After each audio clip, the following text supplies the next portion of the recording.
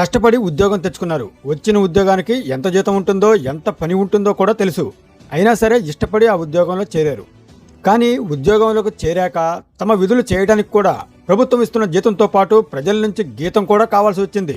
అందుకే గడిచిన 3 నెలల వ్యవధిలో తెలుగు రాష్ట్రాల్లో ఏసీబీ ముమ్మరంగా దాడులు చేసింది. అవినీతి ఉద్యోగుల నుంచి సుమారు 50 నుంచి 60 కోట్ల రూపాయల వరకు నగదు, బంగారం, ఇతర ఆస్తులను స్వాధీనం చేసుకుంది. ఇంత పెద్ద మొత్తంలో ప్రజల నుంచి దోచుకున్నారంటే అమ్మో అనాల్సిందే. గడిచిన 3 నెలల కాలంలో ఏపీ, తెలంగాణ రాష్ట్రాల్లో రెవెన్యూ, రిజిస్ట్రేషన్, పోలీస్, న్యాయశాఖల్లో దాడులు జరిగాయి. తెలంగాణలో గత 3 నెలల్లో రికార్డు స్థాయిలో కేసులు నమోదయ్యాయి.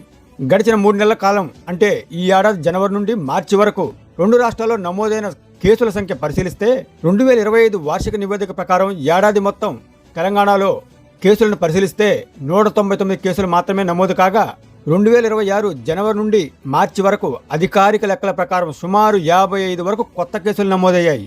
అలాగే ఆంధ్రప్రదేశ్లో కూడా 2026 ప్రారంభం నుండి ఏసీబీ నిఘా పెరిగింది. 2025లో 115 కేసులు నమోదు కాగా 2026 అంటే ఈ ఏడాది జనవరి నుండి ఇప్పటి వరకు సుమారు 25 నుండి 30 కేసుల వరకు నమోదయ్యాయి. ముఖ్యమైన దాడుల విషయానికి వస్తే జనవరి 30, 2026న ఒకే రోజు 5 జిల్లాల్లోని న్యాయశాఖ, రెవెన్యూ, రిజిస్ట్రేషన్ శాఖలపై దాడులు నిర్వహించారు. భారీగా నగదు, అక్రమాస్తులను గుర్తించారు.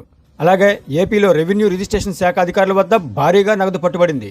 అనంతపురం గుదిబండ తహసీల్దార్ కె శ్రీధర్ నివాసంలో ఏసీబీ జరిపిన సోదాల్లో 55 లక్షల నగదు, 24 లక్షల ఫిక్స్డ్ డిపాజిట్లు, 221 గ్రాముల బంగారం, అర కేజీకి పైగానే వెండిని గుర్తించారు. గిద్దలూరు ఇన్ఛార్జ్ సబ్ రిజిస్ట్రార్ ఎన్ కృష్ణమోహన్ రావుపై జరిగిన దాడిలో 29 లక్షల బ్యాంక్ బ్యాలెన్సు, అర కేజీకి పైగా బంగారం స్వాధీనం చేసుకున్నారు. తెలంగాణలో ముఖ్యంగా వరంగల్, హనుమకొండ ప్రాంతాల్లో జరిగిన దాడులు సంచలనం కలిగించాయి. వరంగల్ సబ్ రిజిస్ట్రార్ ఆఫీసులో 2 సబ్ రిజిస్ట్రార్ల నివాసాల్లో ఏకకాలంలో జరిపిన సోదాల్లో 25 లక్షల నగదు పట్టుబడింది.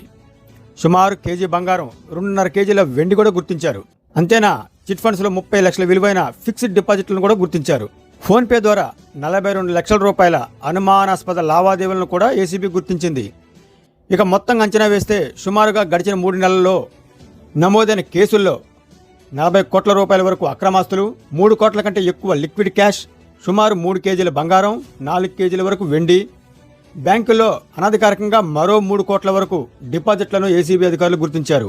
పురుషులు లేదు, మహిళలు లేదు, ఎవరైనా సరే ప్రభుత్వ ఉద్యోగులు చాలామంది సామాన్యుల నుంచి రైతుల వరకు డబ్బు కోసం పిడుస్తూ ఇలా ఏసీబీకి పట్టుబడుతున్నారు. పూర్వం బల్ల కింద చేయి పెట్టి లంచం తీసుకునేవారు. ఆ తర్వాత పలానా చోట అనుకున్న మొత్తాన్ని ఇవ్వాలని లంచం తీసుకునేవారు. ఇటీవల కాలంలో లంచాన్ని కవర్లో పెట్టి ఇమ్మనేవాళ్ళు. ఎందుకంటే ఆ కాగితాలపైన రంగు పూసి ఉంటే రెడ్ హ్యాండెడ్గా దొరికిపోతామనే భయం. ఇక తాజాగా యూపీఐ లావాదేవీలను కొంతమంది ఆశ్రయిస్తున్నారు.